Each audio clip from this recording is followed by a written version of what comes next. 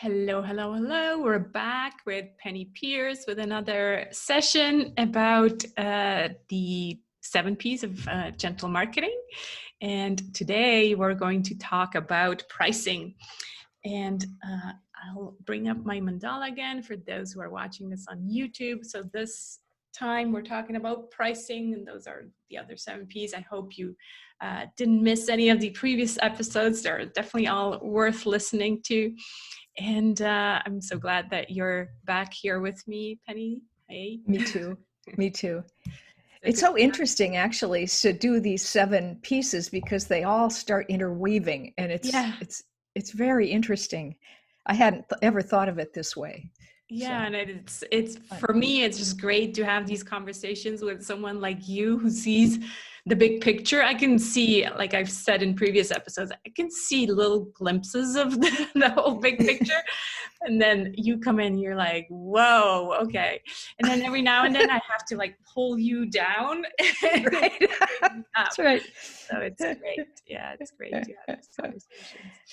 So yes. Pricing, yeah, I kind of mentioned it already on the last episode when we talked about product, but pricing really, I had this, as we all go through these kind of ups and downs in our entrepreneurship journey, but I definitely almost had a burnout, I would say. I call it the underselling and over giving burnout. So meaning I kept my prices too low, and I kept giving because that's what we're good at as empaths and, gentle souls. So we're very good at giving, but sometimes we need to actually get better at receiving because, as we said also in the product episode, it needs to be a triple win. If we are in business, we need to make sure that we win. There needs to be a profit for us because we are in business after all. It needs to be a win for our client because that's who we're serving. And hopefully, ideally, there's also a win for the planet. So that's what we're going to talk about today is this pricing piece, which is, it's just crucial. And pricing, profit, these words somehow all start with P's, but they're important things to look at if you're running a business. And so in my case, I put the prices too low, I think, in a way, because I thought that was the humble thing to do. That's how I was raised, be humble. And it didn't serve me well in the business experience. Mm-hmm. So I'd love to, talk about this with you, Penny, if you've ever experienced that, and how we can somehow still be humble, right? Because we want to serve our clients, but make sure that we also have this win for ourselves. Right. It's a balance, I think, between, humility and ego, right? Like there's a distortion. There's a distortion at either end of that, right? Too much humility and thinking of humility in the old perception way means that I'm less than others and I lower myself below others as, to be respectful or whatever. Yeah. But I think of humility in the new perception as honesty, just simplicity, being what you are, what you really are, right. and not embroidering all these extra things and fluffing it up and trying to, be better than you are, because you are good anyway, right. So be true to that. And, and then the other polarity is ego, which is that inflated sense of just being yourself and feeling isolated, and then going into that whole need to control and be better than others and all that. So I think pricing really brings that up, because money and profit is about survival. Yeah. In the beginning. And then after the survival needs are met, then it becomes about self-worth. And then it becomes about the ego self-worth, the domination of the narcissistic kind of consciousness, having excessive wealth or just hoarding things, So that whole money piece is so interesting to think about it, and how it ties in with what we ask for from the universe. And how we're able to receive, how open Yes. we are to receive, right? Yes. Yes. Yeah, it goes so deep. And I think out of all the modules and in the book, I write about that too. It's pricing, it touches so much more than just the price of your product or service. And again, like you mentioned, it has to do with your self-worth. So it really takes going deep, probably back to your childhood, and looking if there's anything attached there where you didn't feel worthy. Or I'm writing about it in the book, like for me it had to do with my dad and wanting to prove something. And so it goes really, really deep. Right. A And lot of emotional connections with the yeah, whole thing. yeah, You yeah, know, I remember when I was first starting out, and I wanted to be fair, yeah. you know, not so much humble. I guess that was a bit of that, Uh-huh. but I wanted it to be fair, not too much, not too little. Right. So I made a sliding scale for Uh-huh. my services, Right, but everybody paid at the bottom end. right. And a few generous people, where it's like getting a big tip. It was like, oh, thank you, but they paid the whole amount, and I was like, but it was too little, and I ended up feeling really bad about myself, like I wasn't delivering very good service, Right. that people Yeah. didn't feel good about it. So I finally stopped it and just made one price that was somewhere in the middle, a little bit more than average. And I just have stuck with that since then. And if people have trouble, then you can have payment plans, and you can have, uh, other ways for that to happen, scholarships or whatever, but um, Yeah, I think that's really worth going because when we kind of discussed these episodes, I think that's one of the things that we brought up. And I think it's really worth going into a bit deeper. Two things. I just released an episode about having fair pricing conversations. And if you are listening to this now, this is, I think it's episode 39, so you can look that up and kind of listen to that. And I was really kind of hesitating putting that out there because I'm talking about, just one service that I'm offering, but I'm stating my price, and I'm kind of going into why I'm asking for that price, and why for me that service has that value. And so it's like really out there. Like, obviously there's people who are going to say, this is way too expensive, I can get this way cheaper somewhere else. But to me, having that one rate was like a lot of work coming to that, and saying, no, this is the price that I'm sticking to, and I feel like I'm delivering that kind of value. And at the same time, I think it's easy for me to have one rate, but I also want to be open and flexible. So that's why I have other services where, people are maybe getting less of my one-on-one time, or it's just a video review or something like that. So I always want to give people options. And that's where I think it's fair, because they're like, look, we all have different budgets. I also don't maybe, want to have different options when I buy a service. So right. I think that is a nice option to offer, to say, okay, this is another option. And then even then, if someone says, but I want this service, if my gut tells me, look, this is just the perfect ideal client, I'm not going to be stubborn and say, no, it's this or Right. nothing. If my gut tells me this is my dream client, I really want to work with her, I'm going to make exceptions. And I think maybe that's also the new perceptions. Like, well, the ego would tell me that, but this is my rate and I deserve this rate, right? But then Yes. maybe I can also be flexible and make exceptions. Yes, that's part of the new consciousness, I think, is fluidity. Mm-hmm. We're always talking here in the new way of thinking about fine line balances Right. between, too much, like we said, it could be too much humility, too much sense of self becomes ego, Right. or, not enough. And then you have a fine line balance there. But where's the healthy medium? Yeah. Where you get those sense of self and also a sense of humility or fairness at the Right. same time. Yeah. Yeah. I think, like, I know if we're still talking about services here for a little while, but I have colleagues that charge very little, and they get typically a lot of people who are victims, Mm. right? Who even think that's too much, Mm-hmm. and it's really hard for them. Mm-hmm. And then I have other friends who charge outrageous amounts, Mm-hmm. and they get work too. Mm-hmm. And it's kind of like the price somehow attracts a certain kind of client, Yeah. certain kind of consciousness Yeah. in the client. What happens with the really high prices, I have found, is that people start to make them into celebrities.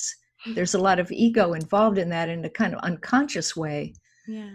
where then people expect a tremendous amount, and if they don't feel that they got it, then they act like victims also. You know, and then they can really complain and be quite negative. Yeah. So I think that there's still around us I guess I would call it a celebrity consciousness, you know, that people want the best person or the most famous person, or they want to work with the big name. You know, whether that person is really wise or not, they've made themselves into a kind of celebrity energy, and then they charge commensurately. You know, But please tell me that will change also in the new well, conscious. I think we are eclipsing the whole idea of ego at this point. You know, that it's going to take a long time, maybe not a long time, but I think we are starting to see it, and it's too dysfunctional. Right. Right. So there's going to be a more evening out, and we'll see what happens to pricing when the hierarchical structures flatten a little more. You know? Yeah, because I write about in the book about, yeah, like you said, these programs or masterminds where it's like this high ticket to get in, right? But then you're really paying this celebrity, and you're not really paying for the value that you're getting. Right. And there seems to be this game now where people just they check how much they can get away with, and it just, so every year the amounts just keep on going higher and higher, and people actually pay it because they think they're worth more if Mm-hmm. they are part of Mm-hmm. groups, right? Right. And that bothers me. It doesn't, there's nothing wrong with having, paying for expensive services. I don't think there's anything wrong with that if there really is that value behind it.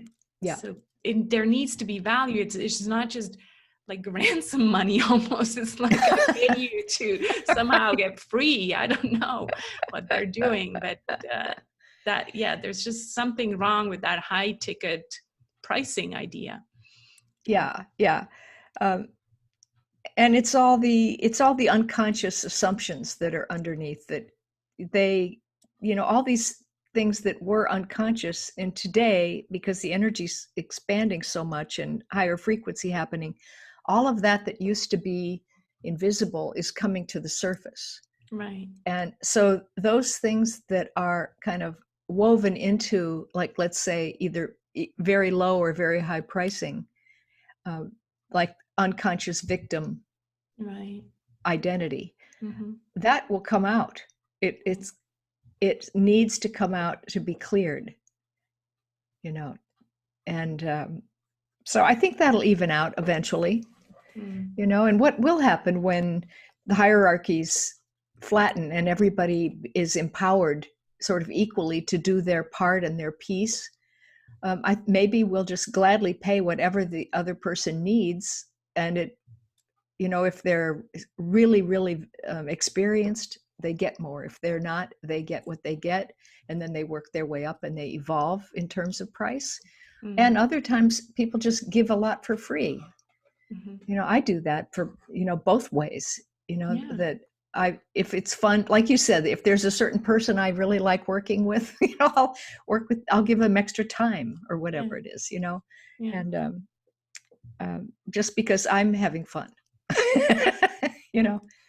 I think, and then we talked about, generosity in the product piece, Yes. and here, what you just said, that's part of the pricing as well. If you have a price that you feel really good with, that you feel like, oh my God, I'm gonna give so much, I'm gonna blow this person's mind, right?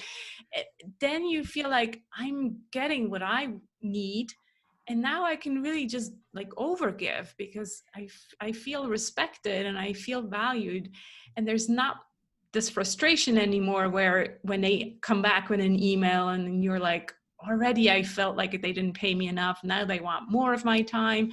And so it's this thing where it just doesn't feel good, where if you get paid fairly, you're like, oh wow, now I can just give without holding back. Yes. It feels good. Yes. Yeah. I think that's the way it should work, and it's partly, I think we are going to become more involved with philanthropy and charity as a natural part of our life, right? And giving, and giving back, and that kind of thing. So we may work that into, the price, and say that 10% of this is going to charity, just so that the customer knows. Yeah. And that's makes people feel a little better about whatever it is. I liked, Paul Newman's salad dressings and popcorn and stuff, where everything that in that company, pretty much after it was the basic expenses, goes to charity. Nice. Yeah. Yeah. Yep. The other thing that comes up is this idea that you brought up earlier as well, is I think you mentioned it in product. It has to be easy, and meaning like the price needs to be logical. Like there's not any trickery, and maybe if I kind of confuse the client, they don't realize that they're actually paying more, or like these things that we've seen with the internet as well. It's like all this trickery in a way to get people to pay more. I think that is going to go away as well. The conscious client is just wiser and smarter, like we said. What do you think about that theory of having three prices, low, middle, high? Yeah, that's such an interesting concept, right? Because people say that's based on, or not people say, it is actually based on psychology, where you're somehow wanting to go for the middle option, because you feel like maybe the lower option is, not really good enough for you, and the higher option is too much, so you go for the medium one. So I don't have a problem with that. It kind of it's an anchor where you realize, okay, this is the range, and okay, I feel okay with the middle range. The problem that these internet marketers, what they did, they tried to trick us into buying the middle product, but they actually made it much more expensive than it should have been, or they added a whole bunch of fluffy bonuses just to make it look like it's much bigger. But in the end, you got the same thing that you got with the lower end product. So it's the trickery that's bad. It's not the idea of giving people options. I like options, but it's when it gets, like trying to, confuse people, that's when I don't like it. Yes. There's so much about psychology too with the pricing, like I remember studying this a while ago, how now everything it used to be $2.99, instead of $3. Now it's $2.97, like the power of 7, whatever that is, that makes it feel like, okay, that's the discounted price. Yes. Right. Yeah. But if you give a price that's a whole number, like $300 or euros or whatever, then people think that's a higher quality product. Right. It's interesting. And then there's all this research on putting different pricing things near each other or in different colors and all this stuff. That it's like, and oh I my think goodness. we could use some of it if it's somehow not if it's not tricking people into buying, if we're just really saying, look, I understand maybe you don't have the budget for the higher option, but I really do want to give a VIP day, to people who can afford that. But if you can't afford that, then there's the middle. So I don't see a problem with that, but it got abused, and that's why it has, I think, a bad rap. Right. Yeah. Well, so something about pricing then has to be about the value you're giving, right? And in the new consciousness, that value, it's the basic things, but it's an add-on that people want things that have higher consciousness to it, that are, they give back, they're spiritually aware, that it's service oriented as well as self-centered, and that you're on a kind of leading edge. Because I think innovation is going to become a huge thing in the next few years. That there's going to be a lot of people getting extremely clear and awake and alert, and then working together in these collaborations, and then we're going to start solving big world problems. And I think it's going to kind of mushroom, and so anything that's really sort of on the innovative edge is going to be attractive to people. Yeah, they don't want the same old anymore. They want right. And that's going to be kind of the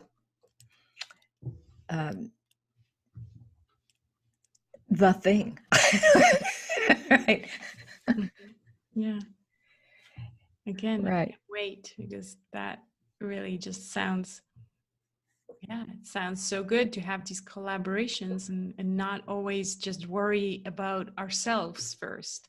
Right. That kind of brings me back to ego. We mentioned it, but I think that is a big part, right?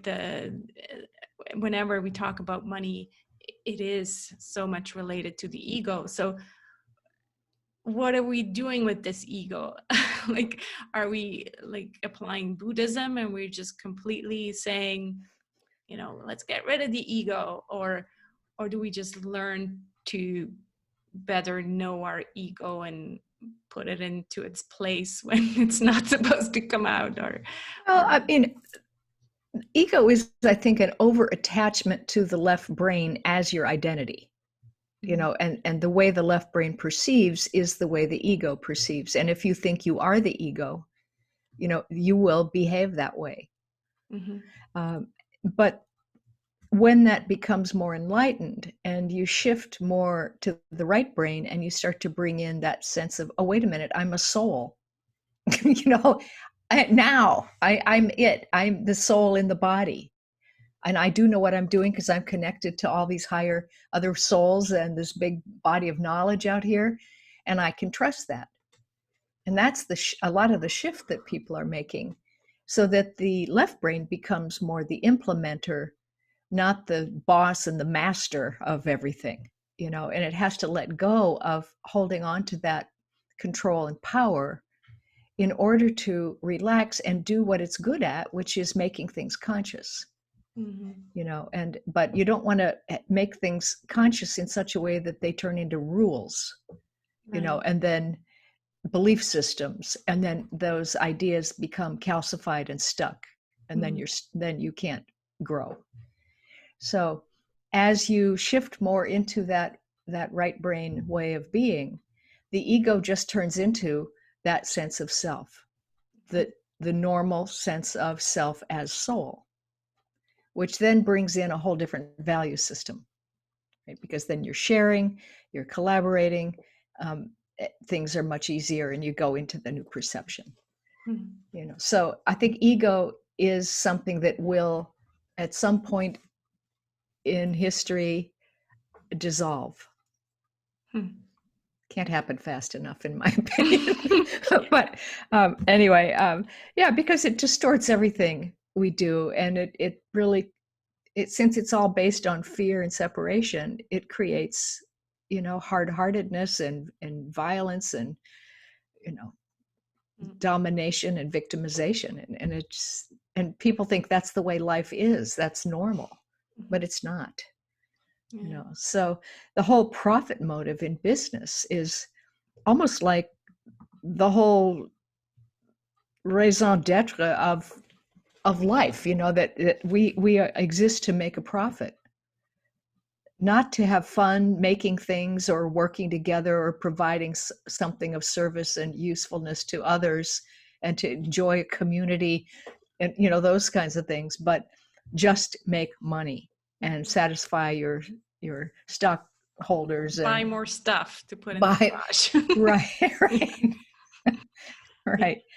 And so I think that in business, profit motive is going to shift as well as things start to move on into the intuition age.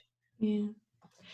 I kind of expect the biggest pushback when I will talk about, gentle marketing from people who come from this fear and this kind of ego-related fear, because what I expect to hear is, well, that's all well to talk about purpose and being gentle and all of that, but I still need to make money. I still need to pay my bills. And, that's first and center. So in a way, what I'm talking about in the book is, well, okay, yes, that is clear. You have to be able to pay your bills first. And so maybe it's going to mean a slow transition, just like, we're slowly transitioning to more right brain stuff. Mm-hmm. But I think it needs to be addressed, because obviously otherwise these are the people who are going to say, what a bunch of woo-woo, who are they going to pay my bills? How is this going to work? So in a way, it's like, well, we hear you and we see you, that's clear. Yes, you need to first take care of your security and make sure that you don't just all of a sudden, if you're used to like hard selling and all of that, just go, here I'm right-brained and it's all good. and then nobody buys anymore. So in a way, it's like, well, slowly transition into that. I think that is important to say. Yeah. I think when a lot of people are still coming from left-brained, old perception, ideas about business that involve willpower and force and, that pushiness, then they're going to take the word gentle, just like humility, and misinterpret it and think that those are weaklings. Yeah. That's nothing. They're never going to be successful. But what we're talking about is making a shift so that we integrate the whole brain and we have this sense of not having to use force, not having to push, not having to be so willful. Not having to feel so separate from things, and that there's an actual easier way to do everything that is more effective in the long run. And it's tricky because to the left brain, it looks like it's a failure, like it's stupid. Yeah. So, in fact, what they like, what the people that I think of they ask me, you have facts, data. So all of this left brain things, it's like, well, I want to see stats and data and proof. Right. Mm-hmm. Yeah. So I think it's a matter of helping people understand energetically what transformation is, what is the shift of perception, how does it work, how do we apply it, and what kinds of results do we get from like working with the non-physical realm to materialize the physical realm.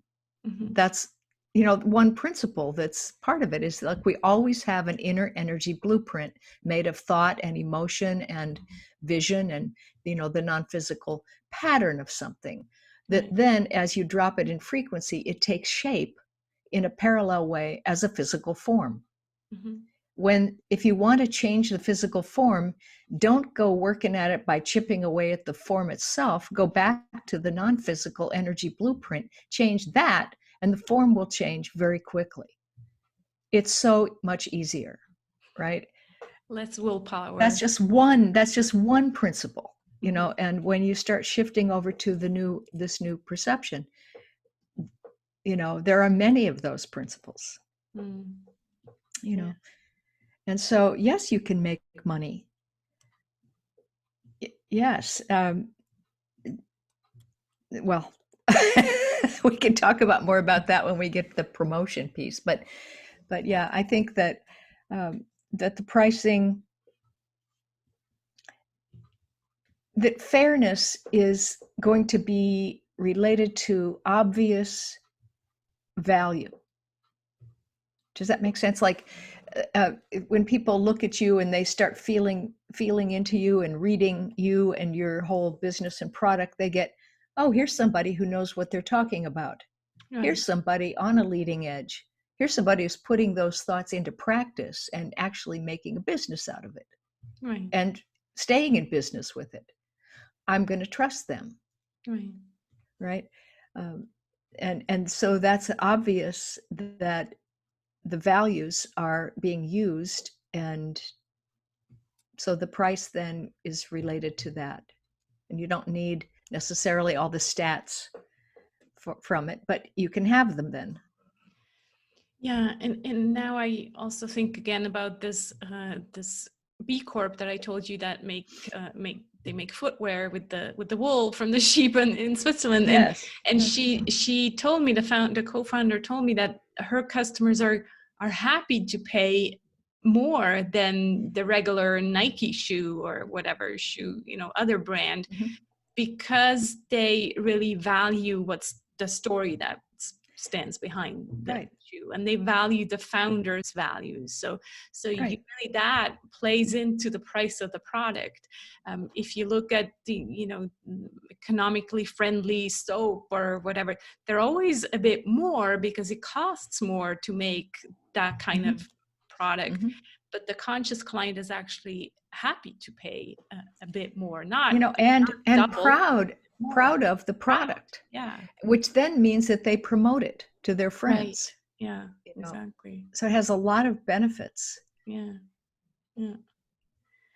It's a beautiful world we're going into. Yes, I do think so. Yeah. Anything else you want to? Oh gosh, let's see.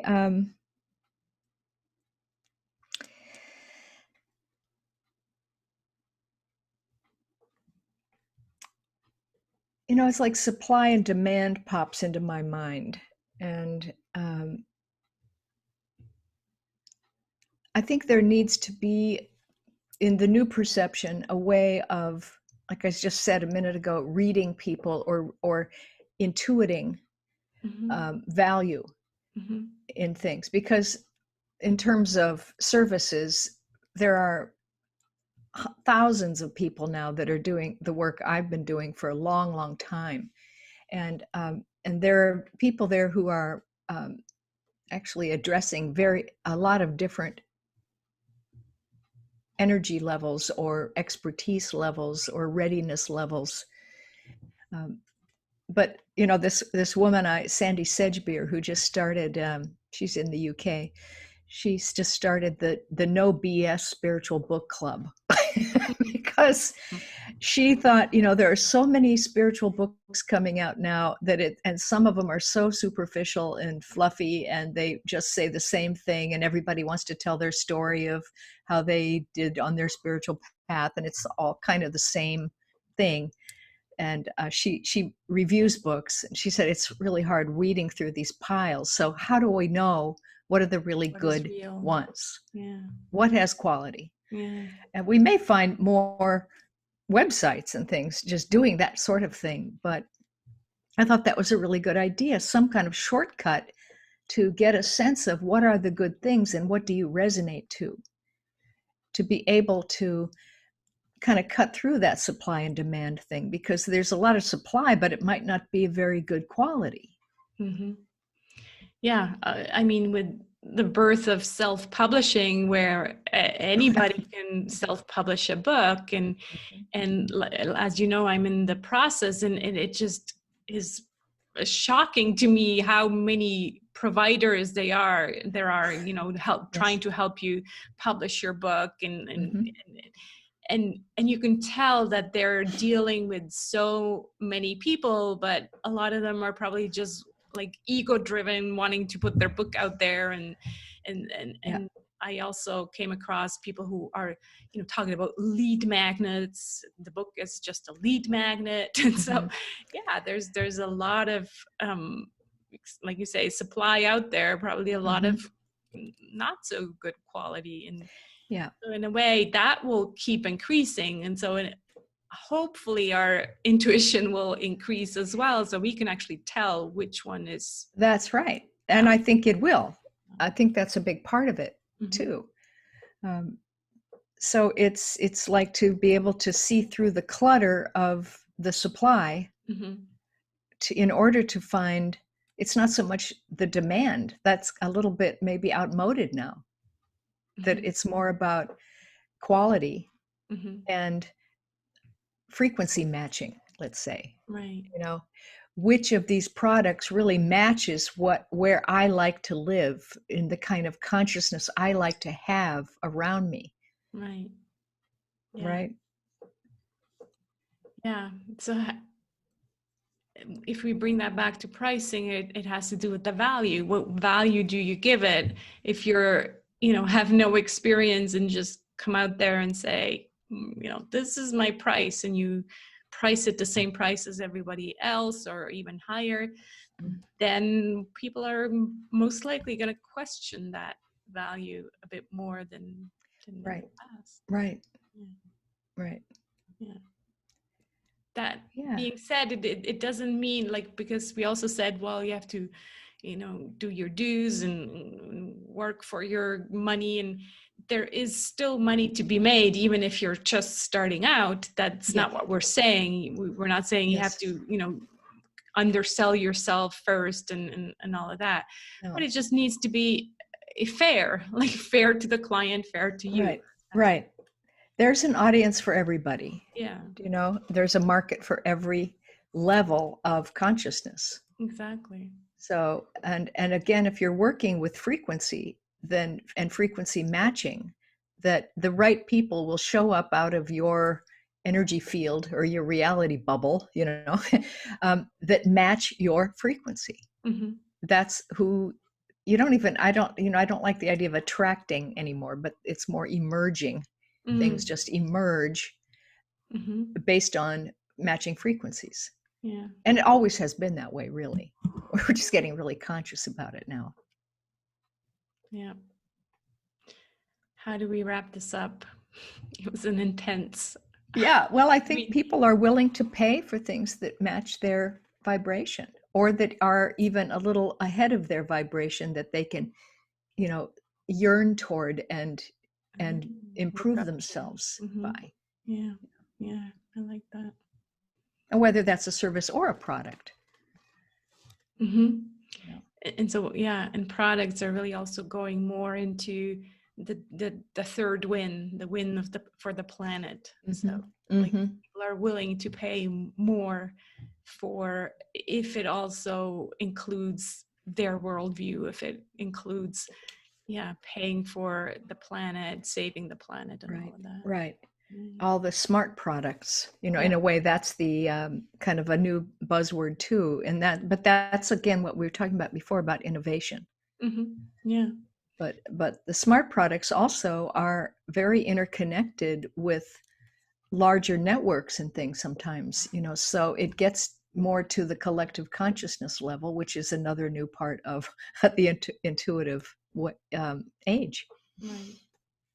Yeah, the last thing that I'll mention is obviously here we're talking about, entrepreneurship, but what also comes to mind is this conversation that we have more and more often, where millennials are wanting to work less. They're happy to take an 80% job for less pay and have a more balanced life, right? Yeah. So it really shows that it's not just about the money anymore for the newer generations. They're like, what do I do with all this money if I can't even spend it because I'm working so hard and don't have any free time? And it's just, they're being more logical about the whole thing. Right.